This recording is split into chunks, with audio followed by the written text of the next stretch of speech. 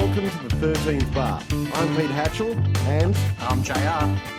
JR shortened his name, but it's okay. So the 13th Bar is about sharing opinions, talking about random stuff, talking about maybe some relevant stuff, if Jamie feels like doing that. But yeah, welcome to the 13th Bar. Hope you enjoy. Yeah, that's right. Time to have some beer. Beer? Well, I've got a beer. Do you have a I've beer? got a beer. I've got a beer. Well, we're all good then. No, well, you gave me the beer, so it's all good. Like, I'm happy. I didn't actually, but that's okay. You bought the beer. We got the beer wench to take care of it for us. The beer wench. Also known as the daughter child, and if anybody hears me on other platforms, Seriously, everybody... daughter child? Wouldn't that? You think it'd be more child? No, I call her the daughter child. Is it hyphenated, or is that just like one word? No, it's two words unhyphenated. Unhyphenated. Both capitals. Daughter child. Daughter. Oh, like a Both name. yeah. I get it. First name, last name. The daughter child. Right. Oh, you're putting a that in front of it now. Yeah, the daughter Jeez. child. Now it's like the crapper. It has a that in front of it and a noun. So you are now finally getting the gist of this show.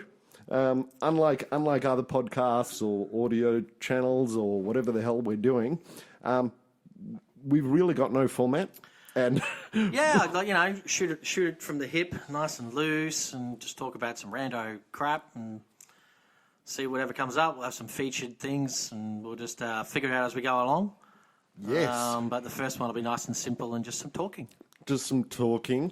We're going to talk. We came up with a topic, or JR, Jamie, JJ, whatever the hell his name is, came up with a topip.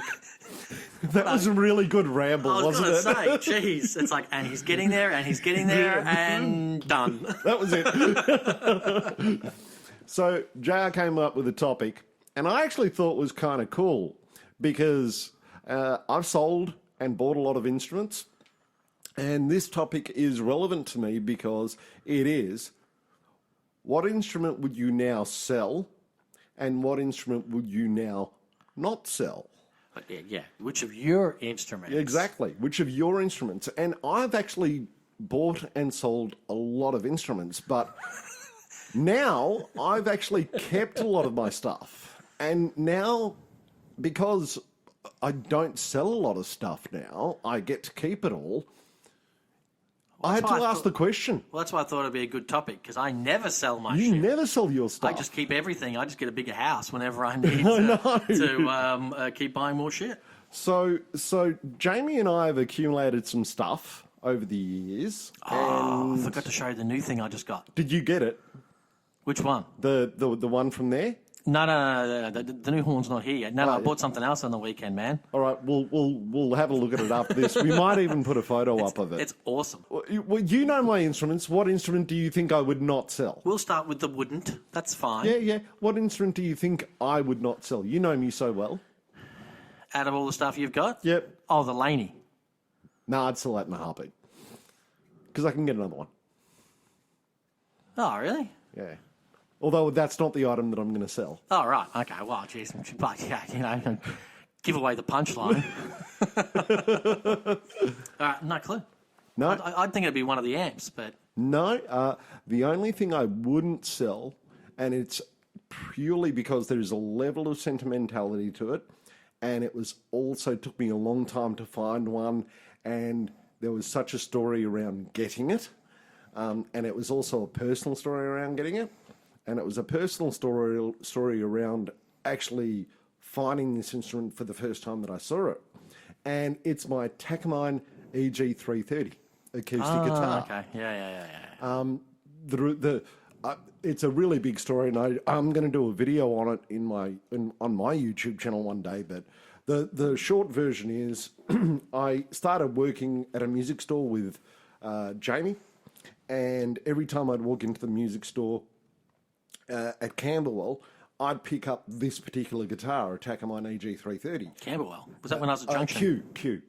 At Allen's. Yeah. Allen's I was Q. going to say, I was like, huh? No, Allen's Q. And I'd pick up this one guitar, and it was a Takamine EG330, and I loved it, and it was like $900 or $1,000.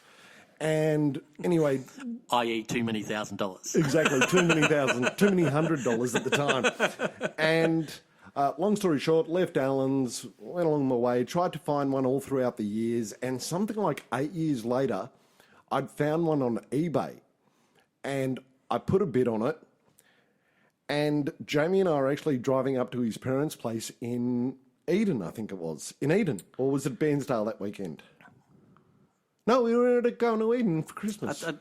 Oh, well, no, then it would have been Bairnsdale. Would have been Bairnsdale. Yeah. We were going up to Bairnsdale, and I literally was driving, and I said to Jamie, can you have a look at this auction on my phone? And he goes, oh, yeah. And he said, oh, by the way, you've won it. And I won this guitar for like $310. And then we mentioned it to his father, and his father said, oh, that guy's around the corner from my brother's place. Oh, right. Yeah, of course. That's right. Wollongong. Of course. That's right. It's all coming back to me now. I've had a lot to drink between Christmas and now, and true that. I was sitting a bit far back in the old memory. So, another long story short, Jamie's dad got his brother to pick up this guitar, bring it down to Eden, bring it down to Bairnsdale, and then bring it down to here. And it took me like 2 months to get it.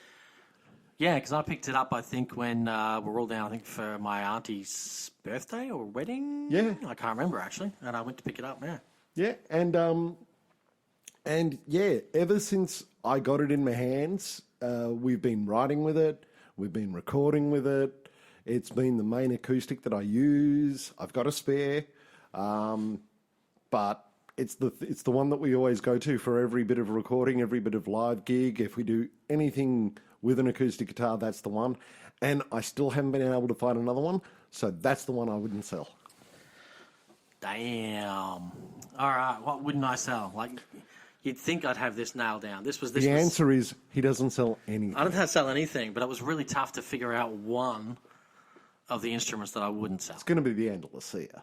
I was thinking that, but to be honest, no. No.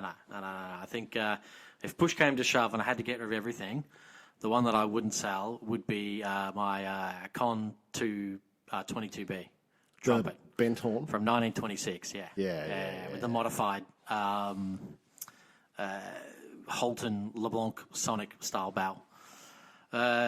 Mainly just, once again, because of the story.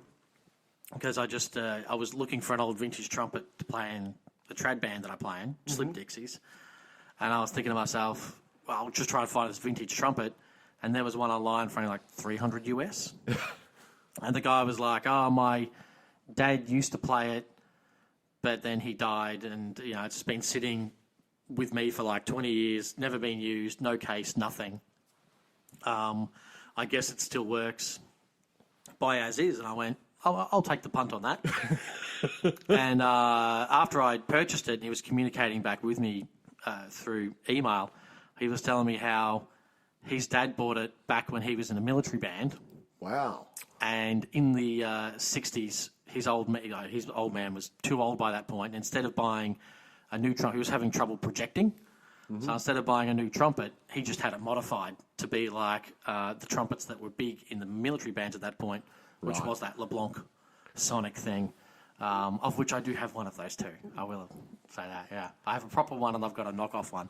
But you'd keep the knockoff? I'd keep the knockoff, just because, once again, like, it's still from 1926, so the horn's almost 100 years old. It still plays. I still play it now. It's come back from service. Yep. So I still play it in the trad band and have been, and it's just incredible to still play something that's that old, and it's still got all the original components. So it's only the bell that's been modified in that the stayers have been removed. That's it. Yeah, it's not as if it's had any new bits put on it. Yeah. It hasn't been bent out of shape in any kind of weird way.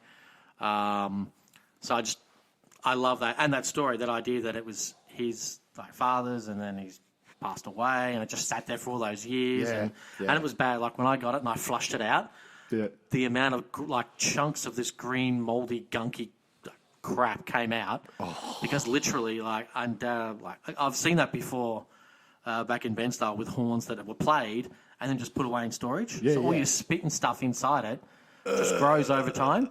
So this had been it. So literally, when he said, oh, it hasn't been touched for 20 years, it hadn't been touched. His old man died and he just put it away. They never cleaned it. They never flushed it. It was ugh. And even when I had it cleaned properly and serviced, the service guy was like, it's really good. The valves don't have too much wear in it. And I'm like, yeah, it's... So that's the one. It's been sitting around for 20 years doing nothing. Yeah. And it's got no red rot, and it hadn't been eaten out. Thankfully, the bacteria hadn't eaten out the metal or anything. So, and even when it arrived just in a cardboard box, wrapped in like 40 million layers of bubble wrap and sticky tape. That's good. So he made sure it came over in one piece and didn't get damaged in any way. But, You get a lot of things from the States, though. Well, I can't buy them here. You got my guitar from the States. Well, yeah, because we needed to hit the shipping amount. Yeah. Well, you just can't get the stuff that I want over here. Like over here, like brass, it's commercialized. Over there, it's just not as much. A lot of the guys that work still in the American factories just went and set up their own little shops on the side. It's just the way it is. Same with guitars, though. A lot of the guys at the Fendham Custom Shop, they've put up their like little garage shops as well. Yeah, especially because you can now with China. Just get all your bits from there, and as long as, like even the new ones that I get bought over from the States, the valve blocks are still pretty much what's coming out of any Chinese thing. Wow. But it's everything else that goes with it. It's got a hand-hammered bell, and it's still assembled by hand. But as far as a lot of the pieces, they're still punched out of the same machines, Whereas, once again, why I keep this horn, because back then, she was all handmade. Yeah. So that would be the one that I couldn't sell it. I just couldn't, because story, and it's a piece of history, and like out of everything I've got, that's probably the one that's not replaceable. Yeah. It's I've got some other horns that are close. I can tell you now. I'm looking at the case just over there. That one there's from the 40s. That one there's pretty irreplaceable too. But you've got one for every decade. Not as much. Almost. I don't have anything from the 30s yet. 30s yet. That's it. Yeah. I need a trumpet from the 30s. Well, so if anyone out there has a trumpet, particularly my father with a 1933 Vocabell Con, if you'd like to pass that down to me, that would complete my collection. Thanks, Dad. Awesome. No, I was going to say I wouldn't replace my white strap, but I probably would if push came to shove. But definitely the Takamine for me. But the instrument or the piece of music gear that I would sell. Oh yeah, here we go. Come on. And the only reason I'd sell it, believe it or not, is for space. Okay, because you don't have that many bits of music stuff, really. I mean, comparative to me, as we sit in the studio, surrounded by only a fraction of what's here and the rest in the library. But you say that, and I think I've had this talk to both the daughter child and you. The new thing. Can we just call it DC for short? Yeah, that's her name, DC. The DC. The DC. That's. Oh. Yeah, we know the DC. You've got a name. There we go. The new things about guitarists is amplifiers. They collect, like back in the day, you used to have the amplifier that you used for everything. And I mean everything, live, studio, pub gigs, stadium But they'd gigs. switch the horn out, wouldn't they too, sometimes? Yeah, they'd switch it because kick the cab and everything. They'd kill the horn because they'd pump it up too loud or beer would get spilled on it, and they'd replace the horn. But they'd keep the amplifier, and it would always be a big amplifier, and then they would have some little crappy, practice amp at home.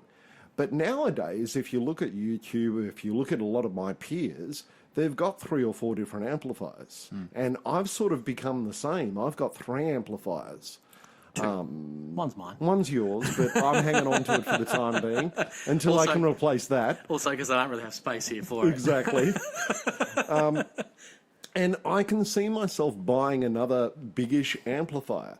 But the one amplifier that I could very much do without and then replace it with is my little PV practice amplifier.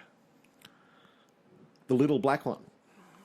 That's like the size of my orange. The size of your orange. Okay. Yeah. I'd replace that because that one currently sits on my desk, and there are some really cool micro amplifiers that you could actually put on your desk instead that sound a lot better. So I'm going, yeah, I can get rid of that one, but knowing me, I'll put it in the cupboard instead. I can't believe you're into an amplifier. Like, I was going to cheat and be like, I would sell one of those 40,000 mouthpieces you can see just down there. You'll never sell one of those. Or maybe the reeds even. But I've just bought an alto, so there's no point in getting rid of the reeds now. No. Because I've got alto and clarinet reeds down there, and some tenor ones. But I want to buy a tenor. So, anyways. And then I'm thinking, like, I can't get rid of that marching euphonium there. No way, that's too good. Yeah. And then I've just noticed I've got that old UFO over here. Yeah. Yeah, but I just realised that's from the 30s. So I probably wouldn't get rid of that one. No. That's still a nice 4-valve. Maybe the little cornet there, but that's still pretty old too. That's my soprano and my alto here, so I'm not going to get rid of those. You put me on the spot. I mean, I could cheat and say things like a digital kit that's there. You wouldn't get rid of that. But I probably wouldn't get rid of that. I'd probably keep that. You like having that kind of stuff I do. I like all my mutes. I'm not going to get rid of any of those. those. Would you sell your acoustic bass? Actually, yes. There you go. Out of everything, yeah. I'm not going to get rid of the brass instruments I've got. But you're right. I would get rid of that because I would replace it with a double bass. With a double bass. I was going to say that. You'd replace it with a double bass. Absolutely. So, yeah. So we're actually not really selling anything. We're just recycling or replacing. Well, we're still selling it. I mean, we're talking semantics here, it's not like we're not selling it. We're selling it to get something else. So it's a good point. Yeah, probably that acoustic, yeah. Actually, going back to something that you said earlier, how much I don't have gear, you know what I've accumulated a lot of? Picks. Pedals. Oh, pedals, yeah. Oh, God, yeah. Get rid of some of those. And I wouldn't get rid of one of them. I guess I could get rid of my pedals, just a little distortion pedal that I've hardly used. No, you got the little wah pedal. I'll take it. I got the wah one, that's right. Yeah. I'll take it. That's how often I've used it. None. I'm trying to think what else. Even mutes, no, I'm not going to run mutes. You wouldn't get rid of any of those. You're like the hoarder. You go, I'll use that one day. Well, I use them all. My drum kit, like I said, it really is just the acoustic bass that's probably been used the least. Yeah. And I didn't buy it to use it myself. I used it to have in the studio as an extra sound.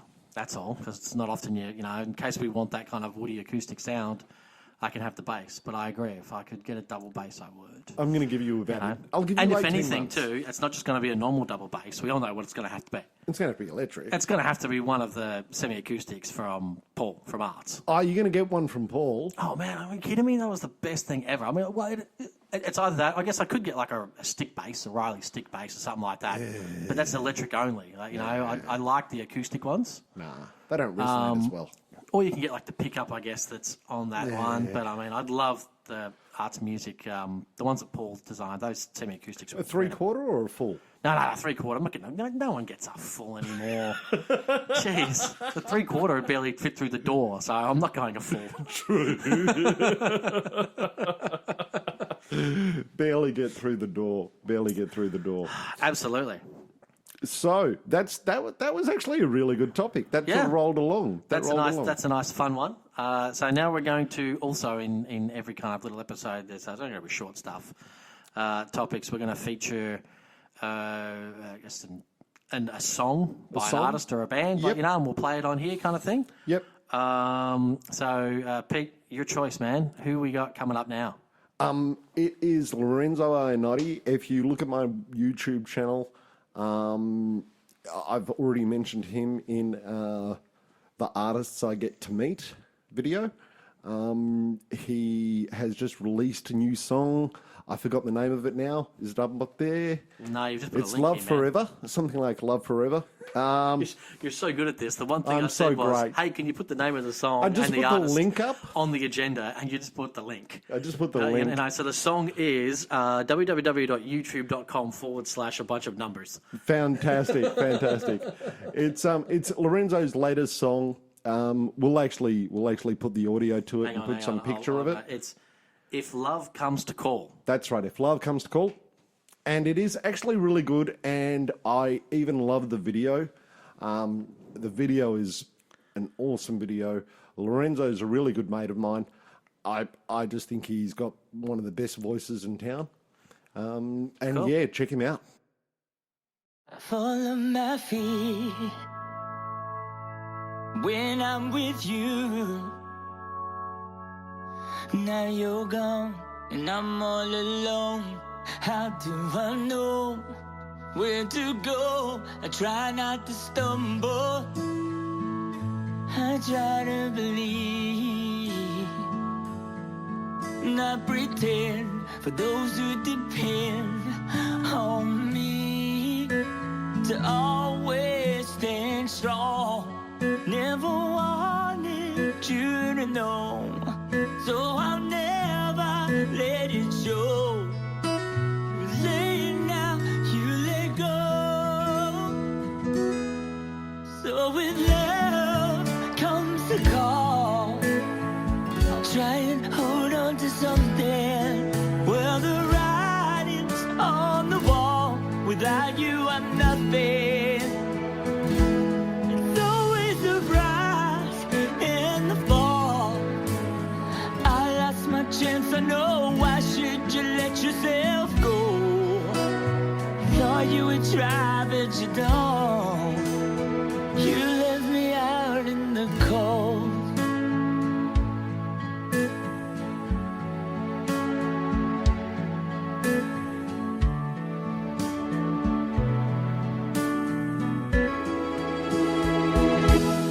I've been naive right from the start. Lost the map to find my way back to your heart. But I know if there's a tomorrow waiting for me behind the facade and through the mirage, I can only stand on my own 2 feet. Never wanted you to know. There's a piece of me I never let you see that just can't let you go. So with love comes the call. I'll try to hold on to something. Where the writing's on the wall. Without you, I'm nothing. It's always the rise and the fall. I lost my chance, I know. Why should you let yourself go? I thought you would try, but you don't. You left me out in the cold. Is this heavy load really what love is? No explanation, no end to the pain. This step I take, I'm paying it all. I keep on walking even when it wore right from my soul. So with love comes the call. I'll try and hold on to something. Where the writing on the wall. Without you, I'm nothing. It's always the rise and the fall. I lost my chance to know. Why should you let yourself go? I thought you would try, but you don't. You left me out in the cold.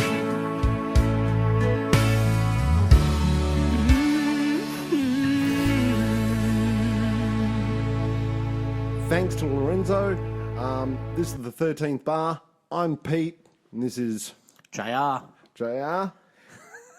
You can find us on all the social medias. Please leave a like, subscribe, Comment. and leave a comment. Yeah. We want to hear from people. We want to entertain and enter into a Discord or a discussion. And especially if you've got any topics, because I'm sure we'll run short on them pretty quickly. I've already run short. That wasn't a laughable comment, but also very true. I want to thank Lorenzo. I want to thank JR. I want to thank the room that we're in because it's really hot. I want to thank Angie, my daughter child, for taking pictures. DC. She's going to... Her pictures are the ones that you're going to see on this video. Maybe. Maybe. Nude. And... Depends if the check clears or not. If it bounces, I guess we won't get them. Exactly.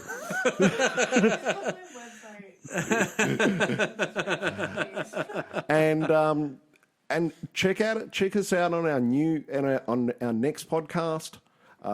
It's going to be a little different, and we're going to be pushing these out, I suppose, regularly. Once a month we'll have something come out with a topic. Sometimes we'll have a video with it, something else. We're going to be doing videos. Watch out. They're going to be weird. They're going to be different. They're going to be strange. It's going to be okay, though. Yeah. You're safe. You get to put a face to the voice.